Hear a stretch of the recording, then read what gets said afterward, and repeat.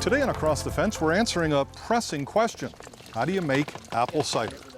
Good afternoon, everyone, and thanks for choosing Across the Fence. I'm Will Michael, and today we're at the UVM Horticulture Research and Education Center in South Burlington, and we've called on an expert apple cider maker. It's my pleasure to introduce and welcome back to Across the Fence Terry Bradshaw. Terry, you're the center director, and you've been making cider for decades, and I'm really interested to learn. I had plenty of cider, but I've never been on the making side of it. So again, thanks for having us. Great, welcome back. We're going to talk and demonstrate cider making, but I need to acknowledge at the beginning the hard cider market and its explosive growth in the past decade or so. And UVM, you have played a role in some of that, providing some of the research. Tell us a little bit about the hard cider market. Yeah, the hard cider market took off about 1995, really with Woodchuck owning the market nationally. They were really the only national brand at the time. And they were, a decent sized player. But then around 2010 or so, the market just started to substantially grow. And Vermont's had a key piece of that, of course, with Woodchuck themselves, but also a number of other companies, to where it's now become a major part of the apple industry. Not so much growing apples specifically for it, to some degree we do, but it's really changed the market for seconds or utility fruits and actually lifted the price for growers. So growers are really, really receptive to that. And I've said we're here to talk about apple cider, not hard cider, but again, it is important to know that the market has changed as a result of what we call dessert fruit, or what you've told me is not the ideal fruit that you want to make cider. The bulk of the juice often comes from dessert varieties because that's what we have. The seasonings, the flavorings, the really specific tastes that come into cider often come from other varieties that contribute other components to that blend. What we're talking about today and going to demonstrate is not hard cider. It's what most Vermonters know as cider, and that's different than apple juice. Apple juice is kind of the final end of the highly refined, highly processed juice, if you will, that comes from the apple. You can't really call it cider anymore. Usually comes from concentrate. It's not something people typically make at home. What we're going to make here is fresh cider.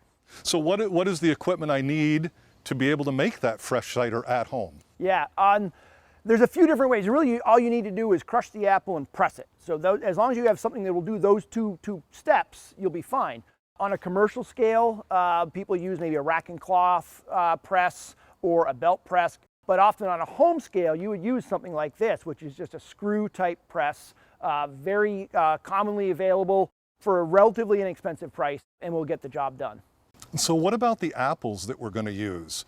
And I'm a Macintosh guy, but do we need to have Gala or some other specific apple to make our homemade apple cider? Yeah, the answer is yes to all of that. I worked for a grower one time in Massachusetts, actually, but he said that it's not New England cider unless it has a good dose of Macintosh in it, and that's because of the flavor profile people were used to. But really, cider is made usually from second grade or utility grade fruit, or maybe stuff off your own tree at home. It's not necessarily that best prime apple that you're going to put in the fruit bowl, but you want to ideally have a blend of flavors, a little bit of tartness to it, a little bit of sweetness to it, or aromatics. That's one thing that Macintosh and even Gala bring, is a real aromatic component, but usually a blend. So you have an examples here. Yeah, we have a blend. We have some Williams Pride, we have some Silkins, and these are seconds from our farm stand. They're a mix of what we have. I think this is an excellent early season blend, but it changes throughout the year. So ideally, your taste for your cider should change as the fruit ripen.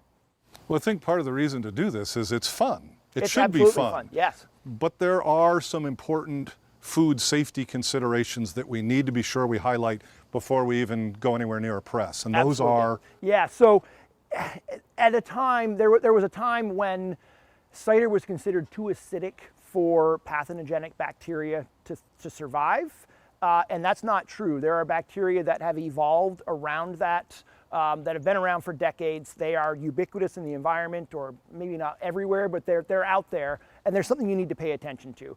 really what it comes down to is having clean fruit, clean equipment, and clean processing downstream. When you wash the press, there's usually a sanitation step involved, even if it's just a little bit of bleach. But if you step back even further, it was very common when this issue arose for fruit to be made from dropped fruit. So fruit that hit the ground and stayed on the ground and were often picked up at the end of the season. And so those fruit were laying in manure or other soil that was contaminated. And so the key is to use tree-picked fruit. If you do use what we might call windfall fruit, that if it hits the ground, as soon as it hits the ground, it's not radioactive. But when it sits there for a day or two, or where it sits, if it's on clean ground and you get it up and then you wash it, that's another important step. But clean fruit is really key. Because deer do like the apple orchard. Yeah, deer, birds, rabbits, they're all out there.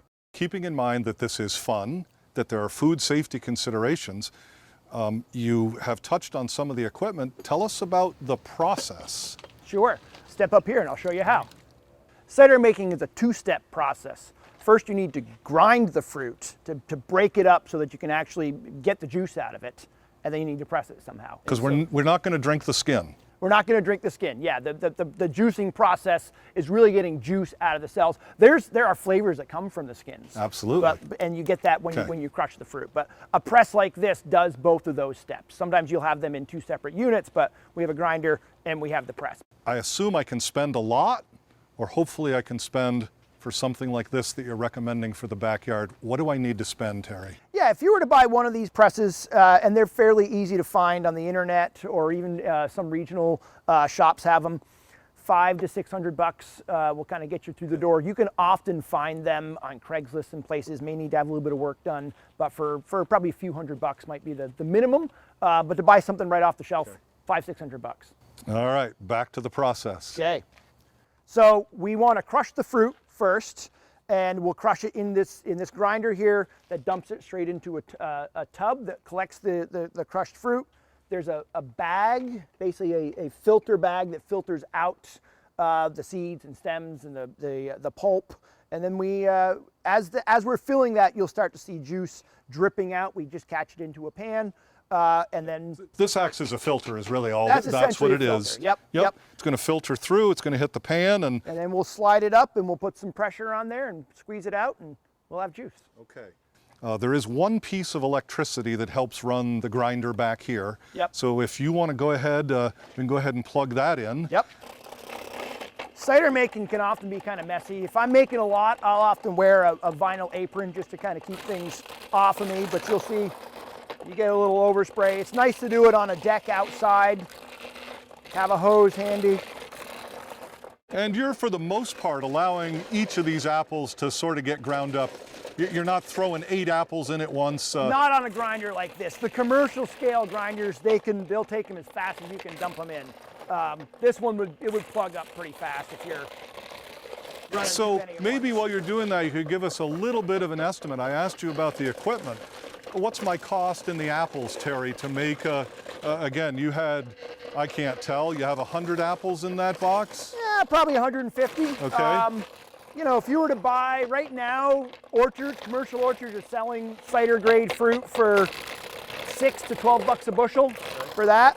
It'll make 2 or 3 gallons, so $3 to $4 for a gallon. If you got a tree in your backyard, it's almost free. While we're talking about my backyard tree, would you just touch again on that food safety piece, and you're not recommending that we're using things off the ground that have been there for an hour or 24 or 48 hours? All the fruit that I'm pressing right now have been tree picked. It's not absolutely critical. Like I say, if you have something that hits the ground and you pick it up like while you're picking, if it's clean, if it's sound, what we call sound, which means the skin is not broken, and you wash them, it's great. But you just can't. I'm underscoring it because it is important. Wash the fruit, keep your equipment clean, keep yourself clean, and you followed the basic food safety rules, and you're having fun. Absolutely. So you've ground the apples. We've turned the power off and stopped that noise. This is an interesting look.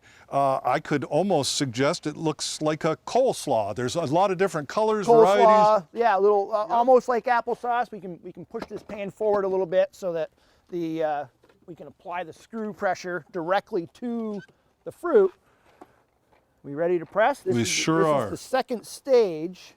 We've ground, and now we need to apply pressure. Sometimes people will make presses, and it's something you got to be kind of careful of because you are putting things under pressure, and so you could potentially have things pop and break.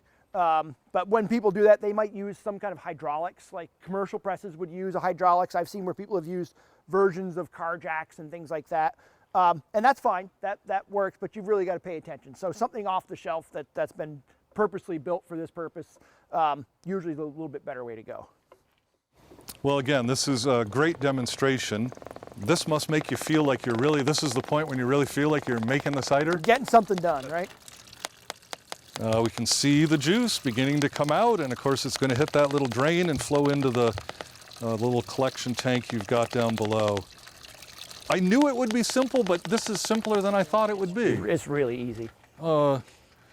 Only in Vermont we can get tree fruit, we can get the sap to make maple syrup. These are things we can do in our backyard. It connects us more with where our food comes from. It keeps us healthier. And just a great example. I have about 30 seconds left, Terry. Is there anything else that you want to make sure people know about making their own cider at home before we got to say goodbye? Yeah, there's a couple things to think about. This cider is not going to last long. It's unprocessed, so it's going to turn fairly quickly. If you want to make your own hard cider, that is a process of using the turning process to your own benefit. But if you want to keep this as sweet cider, refrigerate it, freeze it. A lot of people will fill the freezer. You can also can it. That's actually a great way to ensure the food safety because you're heat processing it. But that's an important thing. This stuff is not gonna hold for very long. But it's going to taste great, and when we'll have a toast as we go off camera. Terry, thanks again for having us here down at the Hort Farm. Much appreciated. Great, thank you. That is our program for today. We know you have choices, so thanks for choosing us. I'm Will Michael, inviting you to join us back here each weekday afternoon for another visit across the fence.